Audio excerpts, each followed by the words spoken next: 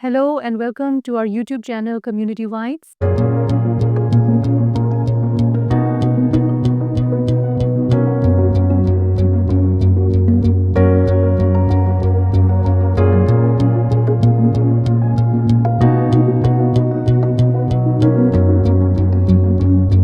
अस्सलाम वालेकुम, बिस्मिल्लाहिर्रहमानिर्रहीम।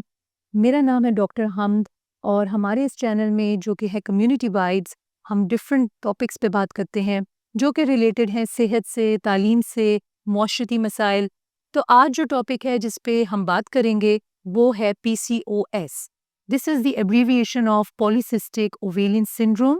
और ये टॉपिक जो है इस पे बात करने के लिए हमारे साथ जो एक्सपर्ट हैं वो हैं डॉक्टर सजिया Hafiz. She is our guest for today, and she is a consultant physician. She works at a fertility clinic. So, I would now direct my question to Dr. Sajia. She will tell you about PCOS. तो बताइएगा madam सजिया, ये क्या है PCOS और आजकल ये हमारे माशरे में बहुत बढ़ रहा है, गर्ल्स में हो रहा है। आप इस बारे में हमें बता सकती हैं? अस्सलाम वालेकुम doctor Hamad, thank you so much for inviting me here. और जो आज आपने टॉपिक सेलेक्ट किया है वो बहुत अच्छा टॉपिक है, बहुत कॉमन टॉपिक है और आजकल के हमारे ख़वातीन को ही इस टॉपिक के बारे में आगाही होना ज़रूरी है। आपका सवाल बहुत अच्छा है, व्हाट इज़ PCOS? तो PCOS जैसा कि आपने बताया polycystic ovarian syndrome. Basically PCOS उस खातून को है जो इस 3 में से 2 क्राइटेरिया जिसके मिल रहे हों। 3 क्राइटेरिया क्या है?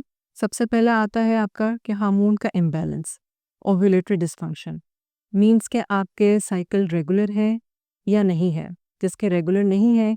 और दूसरे नंबर पर आता है दूसरा क्राइटेरिया जो है वो है बायोकेमिकल हाइपर एंड्रोजनिज्म, जिसको आम ज़बान में हम लोग हार्मोन्स की ज़्यादती कहेंगे, जो किसी भी खातून में हो सकती है जो कि PCOS का शिकार है। और तीसरा क्राइटेरिया जो कि मेट करना चाहिए वो है आपके जो अंडादानी है उसका साइज़ कितना है, उस और उसमें अंडे दानी बनाने वाले छोटे-छोटे फॉलिकल्स होते हैं। बेसिकली खातून की जो अंडादानी में जिससे अंडा निकलता है, छोटे-छोटे फॉलिकल्स होते हैं, उसके नंबर ऑफ फॉलिकल्स 10 से ज़्यादा हों या आपके अंडादानी का साइज़ 10 ml से ज़्यादा हो। तो इन 3 क्राइटेरियाज़ में से कोई 2 मेट कर जाते हैं तो वो खातून PCOS पॉलीसिस्टिक ओवेरियन सिंड्रोम का शिकार होती है। अच्छा, ये बताइएगा डॉक्टर सजिया कि हम ये सुनते हैं कि PCOS जो है वो आजकल यंग गर्ल्स में स्पेशली बढ़ रहा है। तो इसका जो राइजिंग इंसिडेंस है, जो केसेस बढ़ रहे हैं, उसकी क्या वजूहात है? वो और क्या ये वाक़ई में केसेस बढ़ रहे हैं? क्या ये बैक्ड अप है बाय रिसर्च, कोई एविडेंस बेस्ड है या नहीं? ये आप प्लीज़ बताएँ। जी डॉक्टर हमद, आप बिल्कुल ठीक कह रही हैं, ये बढ़ रहा है हमारे माशरे में भी बल्कि थ्रू आउट द वर्ल्ड, पूरी दुनिया में। 2023 में अमेरिकन्स, ASRM और यूरोपियन सोसाइटीज़, एशर और ऑस्ट्रेलियन मोनाश के नाम से उनका इंस्टीट्यूट है, उन्होंने कोलैबोरेट करके इस पे रिसर्च की थी। एविडेंस बेस्ड रिसर्च है पॉलीसिस्टिक ओवेरियन सिंड्रोम पे। और इन सब कंट्रीज़ ने मिलकर जो रिसर्च से देखा तो 1 in 8 यानी कि पूरी दुनिया में हर 8 में से एक औरत PCOS का शिकार हो रही है। और ये बहुत बड़ा फिगर है, मीन्स के 8 लड़कियों में से 1 लड़की उसको PCOS हो रहा है। अच्छा, ये बताइएगा कि PCOS जो है उसके साइन्स एंड सिम्पटम्स क्या हैं? मतलब उसकी क्या निशानियाँ हैं, क्या इलामात हैं? ऐसी कौन से उसके रेड अलर्ट्स या सिग्नल्स हों जो कि होशियार करें किसी भी खातून को या किसी भी लड़की को कि उसको PCOS शायद हो सकता है? ये प्लीज़ आप बताएँ। हाँ जी, अलामात इसके साइन एंड सिम्पटम्स वो भी काफ़ी टिपिकल से हैं और उसमें है कि आपका वज़न का बढ़ जाना, जो किस आप कम खा रहे हैं लेकिन आपका वज़न ज़्यादा बढ़ रहा है। और दूसरा चेहरे पे गैर ज़रूरी बाल आना, चेहरे पे, छाती पे, इसके अलावा दाने बन जाना, आपके चेहरे के ऊपर जैसे और छाती पे इस तरह दाने बन जाना और वज़न का बढ़ जाना, आपके मेंसेस इर्रेगुलर होना, खातून की जो माहवारी होती है साइक्लिकल वो इर्रेगुलर हो गई है। और साथ में बालों का झड़ जाना, फीमेल पैटर्न होता है बॉल्डनेस का, उसमें बाल झड़ जाते हैं, बाल भी झड़ सकते हैं इसमें। और ये जो खातून शादीशुदा खातून जो कि हमल करना चाह रही हैं, हमल का ना होना, इनफर्टिलिटी, बांझपन का शिकार होना, तो ये इसके कॉमन साइन एंड सिम्पटम्स हैं।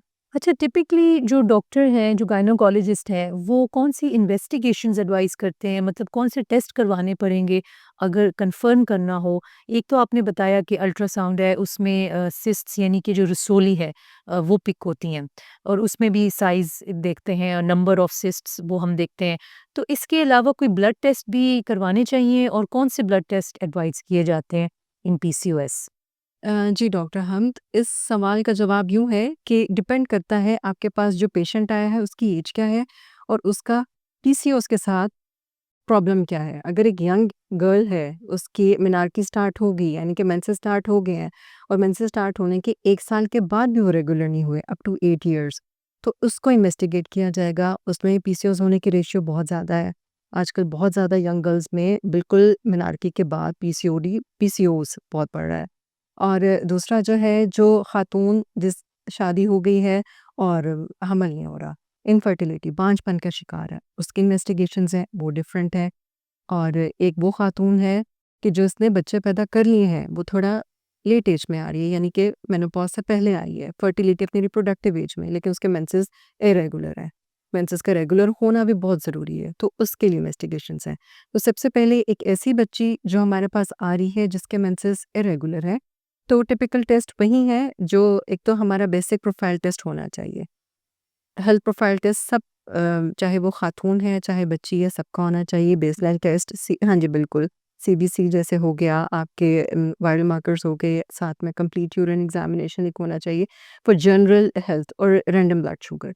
और इसके बाद जो आप स्पेसिफिकली पीसीओएस को रूल आउट करना चाह रही हैं, दैट इज़ इम्पॉर्टेंट, क्योंकि हमने यहाँ पे बायोकेमिकल हाइपर एंड्रोजनिज्म यानी कि किसी भी ऐसे हार्मोन की ज़्यादती जो कि पीसीओएस को प्रमोट कर रहा है। पीसीओएस हार्मोन लेवल्स, बिल्कुल, उसमें हार्मोन लेवल्स हो जाएँगे एलएच, ल्यूटिनाइजिंग हार्मोन जिसको बोलते हैं, एलएच बोलते हैं हम लोग, साथ में FSH, follicle stimulating hormone. LH की रेशियो बढ़ जाती है एफएसएच से, तो इस तरह से यहाँ डायग्नोज़ हो जाएगा। साथ में आपका टेस्टोस्टेरोन लेवल और फ्री टेस्टोस्टेरोन लेवल वो करवा सकते हैं।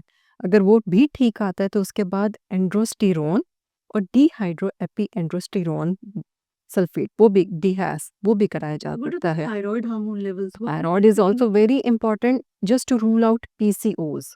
और साथ में आपका एचबीएवन-सी भी होना चाहिए, क्योंकि पीसीओज़ मल्टीपल सिस्टम्स को इन्वॉल्व करता है, कि सिर्फ आपकी अंडादानी को नहीं, आपके फुल बॉडी को इन्वॉल्व करता है। और प्रोलैक्टिन लेवल्स के बारे में प्रोलैक्टिन चाहिए दैट प्रोलैक्टिन नहीं, प्रोलैक्टिन का पीसीओ से ताल्लुक नहीं। हाँ, जो खातून इनफर्टिलिटी का शिकार है, तो उसमें प्रोलैक्टिन कराया जा सकता है।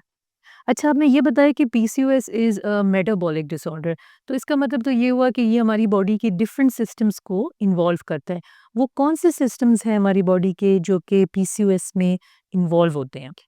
जी डॉक्टर, हम मल्टीपल सिस्टम्स इन्वॉल्व्ड हैं एंड मेटाबॉलिक सिस्टम भी इन्वॉल्व है, जिसमें आ जाती है इंसुलिन रेजिस्टेंस। इंसुलिन जो नॉर्मली आपकी बॉडी में प्रोड्यूस हो रही है, लेकिन वो काम नहीं कर रही, रेजिस्टेंस हो गई है, क्योंकि पॉलीसिस्टिक ओवेरियन सिंड्रोम है, इसलिए आपके इंसुलिन काम नहीं करे, इंसुलिन रेजिस्टेंस आ गई। नंबर 1 मेटाबॉलिक आपका सिस्टम इन्वॉल्व होता है।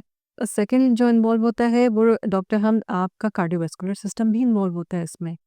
और इसके अलावा रिप्रोडक्टिव, जो हमारे पास ख़वातीन आती हैं एशिया में, हमारे मुल्तान में, इस खत्ते से जो ख़वातीन आती हैं, बेसिकली वो इनफर्टिलिटी को लेकर आती हैं। आपकी मेंस्ट्रुअल इरेगुलरिटी होती है, पीसीओएस में बेसिकली अंडे बन रहे हैं। ये नहीं कि खातून की अंडादानी में अंडे नहीं बन रहे, दोनों अंडादानी में अंडे बन रहे हैं, लेकिन उनकी तादाद बहुत ज़्यादा है। फॉलिकल्स, जो छोटी-छोटी रसोलियाँ जिसको सिस्ट, फॉलिकुलर सिस्ट कहते हैं, वो बन रही होती है। और कोई भी फॉलिकुलर सिस्ट ऐसी नहीं होती कि वो अंडा, कोई एक बेहतर अंडा बना सके, जिससे फर्दर आपकी चाइल्ड बर्थ मुमकिन हो सके, कंसीव कर सकें।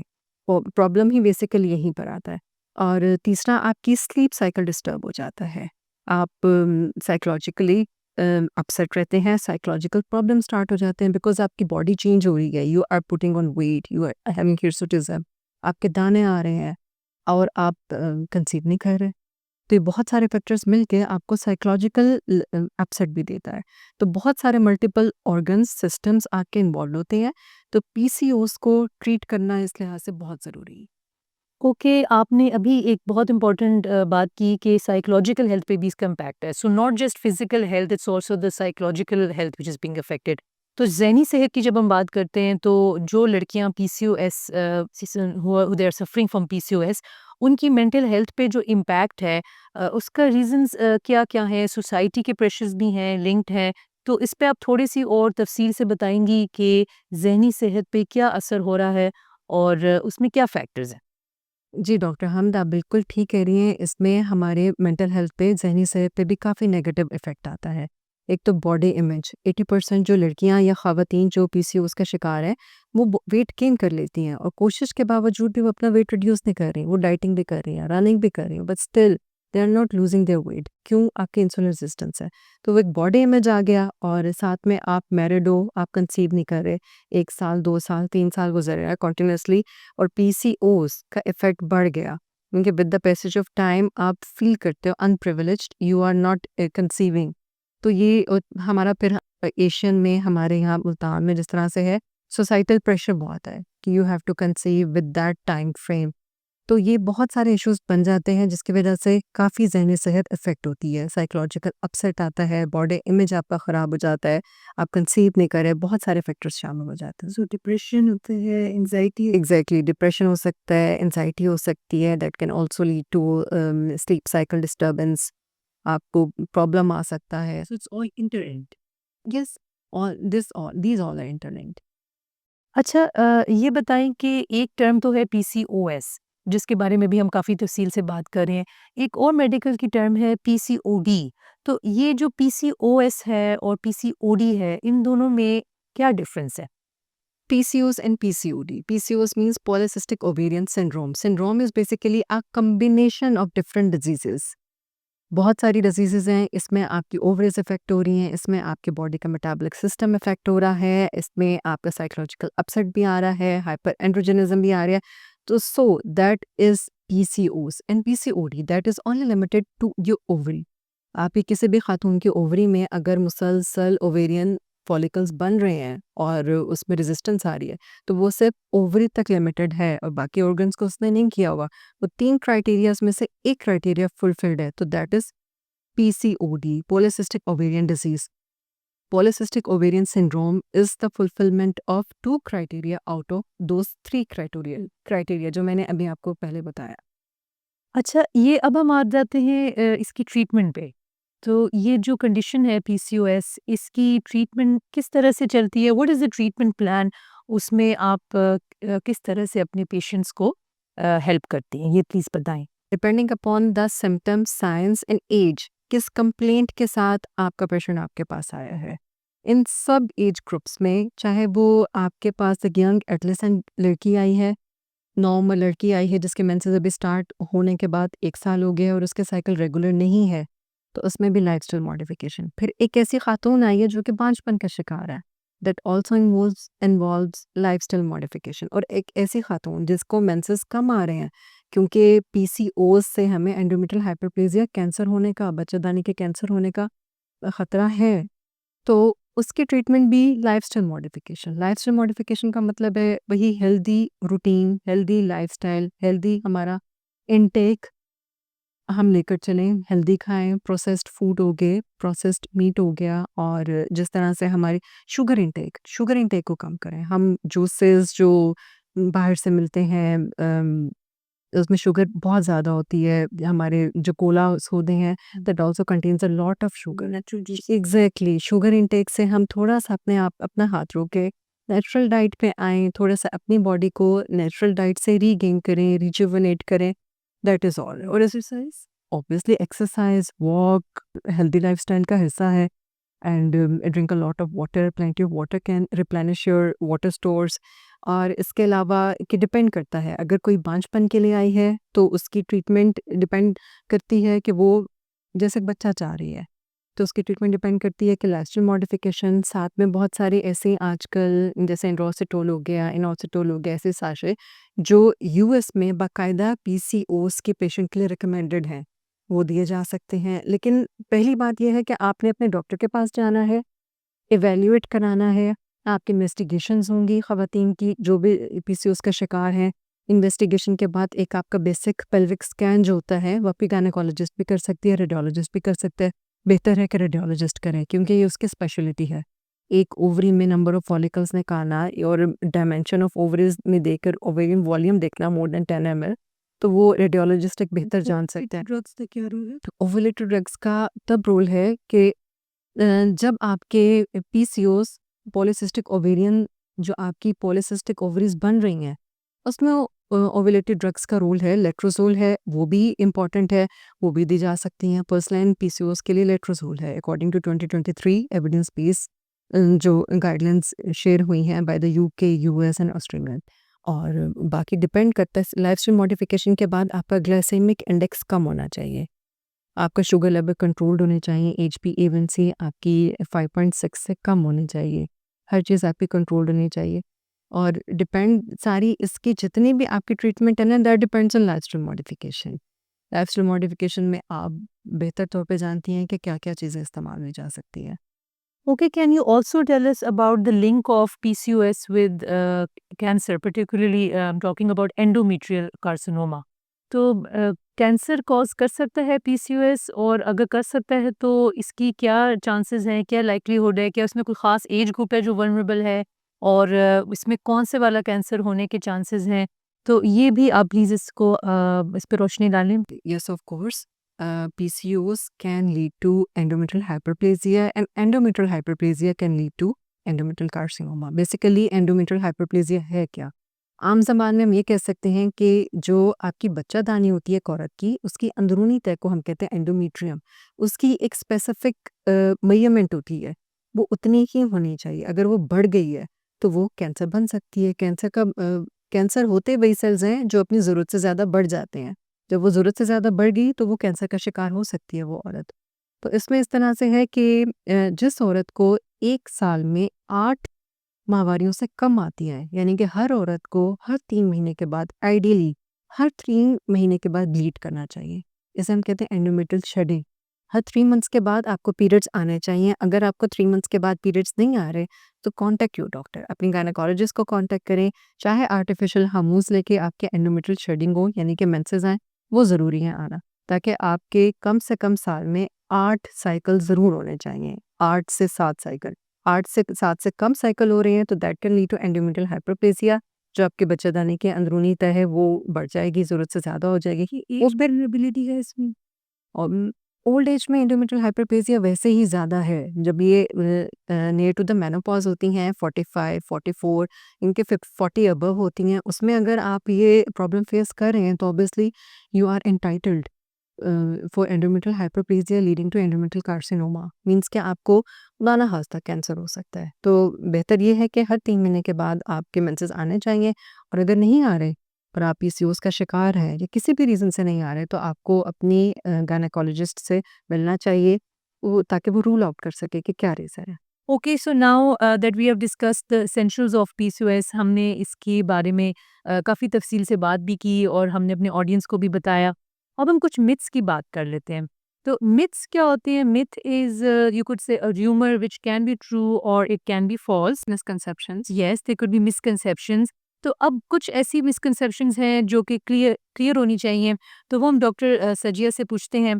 पहला ये बताइएगा डॉक्टर सजिया कि ये जो एक मिथ है कि लाइफस्टाइल मॉडिफिकेशन से पीसीओएस ट्रीट हो सकता है, तो ये ट्रू है या false? True. Okay, so that is true. Yes, आप लाइफस्टाइल मॉडिफिकेशन करें, और but with the help of your gynaecologist, you concern physician, you can get rid of PCOS. Okay, और ये जो एक मिथ है कॉमन हम सुनते हैं कि जिस लड़की को पीसीएस हो गया है, now she will not be able to conceive. Is it true और false? False. She can conceive, but with treatment. Right. That means she can give birth, but she needs help from Her gynecologist, her physiologist. nutritionist, her endocrinologist. Right.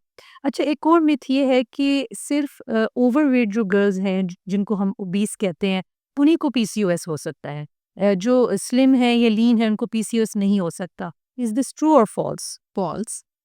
Okay. PCOS slim lean thin girls को भी हो Okay. सकता है, ऐसा नहीं है। वही criterias जो हैं उसमें अगर 2 क्राइटेरियाज वो फुलफिल कर रही हैं, and she is slim thin, वो भी पीसीओएस का शिकार हो सकती हैं। Okay. Then there's another myth that early menarche is associated with PCOS. So is this true or false? False. Okay, so इसमें कोई reality नहीं है। It has अगर PCOS has nothing to do with early menarche, यानी कि menses का 8 साल की उम्र से पहले आ जाना, ओके, उसे अर्ली मेनार्की बोलते हैं। राइट। तो राइट। उसमें पीसीओएस का ऐसा कोई अच्छा ये बताएँ, there is another myth, of course अब वो मिथ है या नहीं ये तो आप बताएँगे ट्रू है कि नहीं, जेनेटिक्स का रोल पीसीओएस में, familial is this going to be transmitted in the family, वो है या नहीं? true. Genetics play an important role in PCOS according to UK literature. Genetics, it is an autosomal dominant disease. So, okay, आपकी बहन को है, आपकी अम्मी को है, वो अगर इन मुश्किलात से गुजरी हैं पीसीओएस जैसी, तो आपको उस लड़की को भी हो सकता है। Okay, right. Thank you for clarifying that. और एक और मिथ ये है कि अगर सिस्ट्स ओवरीज़ में यानी कि रसोली अंडादानी में आ गई है नज़र अल्ट्रासाउंड में, तो that is now diagnosis and clear cut diagnosis of PCOS, true और false? False. It includes all the 2 criterias out of those 3. हुँ, आपकी रसोली में अगर सिस्ट आ गई है तो आपको साथ में या तो आपके साइकिल्स का प्रॉब्लम होगा कि तो फिर पीसीओएस हो सकता है। उस रसोलियों के साथ अगर एक मेजरमेंट्स होती हैं 10 एमएल से अगर ज़्यादा है आपकी अंडादानी का साइज़ और उसके साथ अगर आपके हार्मोन्स लेवल ख़राब आई तो तब पीसीओएस हो सकता it means there are also other gynecological conditions in which there is a cyst in the ovary or है। cyst in ovary. सिकोसिस जिसे कह सकते हैं, हाइपरसिकोसिस हो सकती है ओवरीज की, आपकी कंजेनिटल एड्रिनल हाइपरप्लेजिया में बढ़ सकती है, सर्टेन ओवेरियन नियोप्लाज्म्स होते हैं उसमें हो सकता है, जो मैक्यूनी अल्ब्रेट सिंड्रोम है उसमें ओवेरियन सिस्ट बढ़ सकती हैं। बहुत सारी ऐसी बहुत कंडीशंस सारी हैं अच्छी कंडीशंस जिसमें आपके ओवेरीज का साइज भी बढ़ सकता है और ओवेरियन सिस्ट भी हो सकती है रसोलियाँ की। ओके। अच्छा एक और मिथ आ गई कि जी एक्नी यानी कि जो चेहरे पे स्किन का खराब होना, दाने आना और हिर्सुटिज्म जो कि फेशियल हेयर है, ये लाज़मी है कि पीसीओएस में हो, it is always associated with PCOS, true और false? False. Hirsutism basically 50% that is familial. आपकी फैमिली में जेनेटिक्स में रन कर रहा है तो आप भी उससे सफ़र होंगे 50% ऑफ द केसेस। हाँ, पीसीओएस में hirsutism is one of the factor, वो not only the factor. And hirsutism यानी कि बालों का ज़्यादा आना, चेहरे पे मोटे-मोटे काले बदनुमा बाल आना या दाने होना या छाती पे आगे से आना, तो ये पीसीओएस में होते हैं, लेकिन ज़रूरी नहीं, लाज़मी नहीं है। लाज़मी नहीं है, कोई और रीज़न भी हो सकती है। अच्छा एक अब लास्ट एक मिथ आती है जो कि हम कॉमनली सुनते हैं कि जी ब्रॉयलर चिकन जो खाने से इसकी जो है अब टेंडेंसी बढ़ गई है ऑफ पीसीओएस हमारी यंगर जनरेशन में, तो क्योंकि ये इस तरह की फीड दी जाती है, तो आप ये इसके बारे में बताएं, ये ट्रू है या फॉल्स है? मैं इस पे डॉक्टर हम ना ट्रू कह सकती हूँ ना false, because it has not been researched up till now. इस पे रिसर्च होनी चाहिए और मेरा नहीं ख्याल कि बॉयलर चिकन की वजह से जो आपके गट से जा रहा है, जो प्रोटीन्स भी टूट के आपकी बॉडी वही लेगी जो उसको ज़रूरत है, कुछ होगा। लेकिन हो सकता है ऐसे हो भी सही, it should be researched.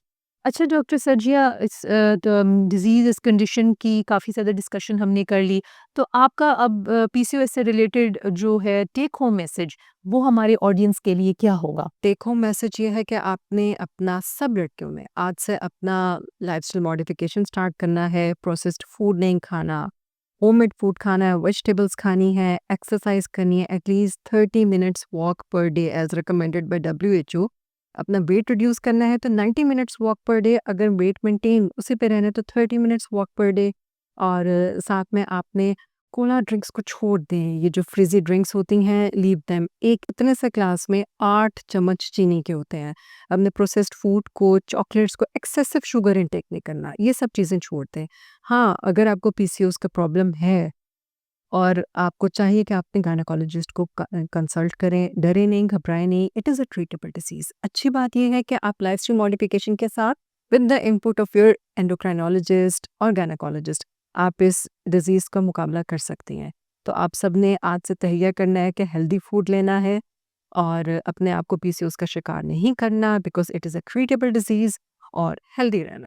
Okay, so that concludes with today's discussion on PCOS. और आज थैंक यू डॉक्टर सर्जिया कि आपने अपना टाइम निकाला अपनी बिज़ी स्केड्यूल में से और आपने अवेयरनेस दी पीसीओएस के बारे में हमारी ऑडियंस को। सो उनका टेक होम मैसेज बहुत अच्छा था, इसको आप माइंड में रखिएगा।